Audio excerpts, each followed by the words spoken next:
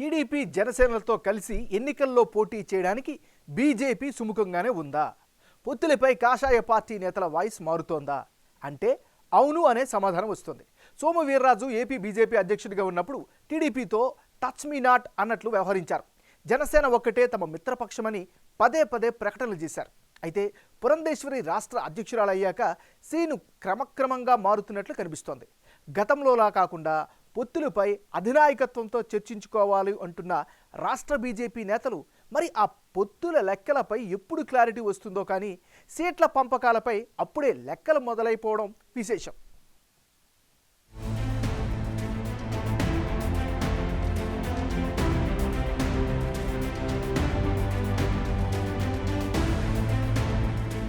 రాష్ట్ర విభజన తర్వాత ఆంధ్రప్రదేశ్లో మొదటిసారి జరిగిన 2014 ఎన్నికల్లో బీజేపీ, టీడీపీ, జనసేనలు పొత్తు పెట్టుకుని పోటీ చేశాయి.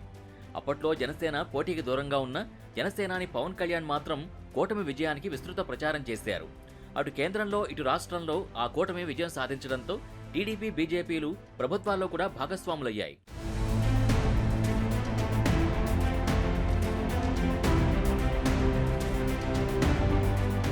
2019 ఎన్నికల నాటికి సీన్ మారిపోయింది. టీడీపీ ఒంటరిగా పోటీ చేస్తే జనసేన, బీజేపీలు కలిసి పోటీలోకి దిగి రాష్ట్రంలో ఘోర పరాజయం పాలయ్యాయి. అందుకే ఈసారి అలాంటి తప్పు జరగకుండా ఉండడానికి ప్రభుత్వ వ్యతిరేక ఓటు చీలకుండా చూడాలంటున్నారు జనసేన అధినేత. ఆ క్రమంలో జనసేన, టీడీపీల పొత్తు కూడా ఖరారైంది. జనసేన తన మిత్రపక్షం అంటున్న బీజేపీ మాత్రం పొత్తుపై క్లారిటీ ఇవ్వలేదు.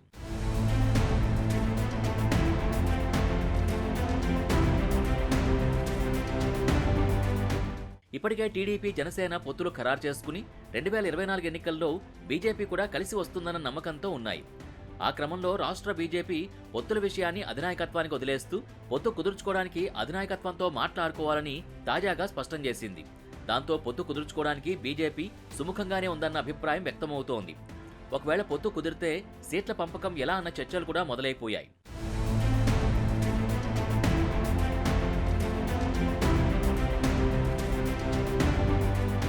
2014లో అయితే టీడీపీ, బీజేపీలు మాత్రమే సీట్లు పంచుకున్నాయి. ఈసారి జనసేన కూడా పోటీలో ఉండడంతో ఎవరెన్ని సీట్లు పోటీ చేయాలన్న చర్చ మొదలైంది.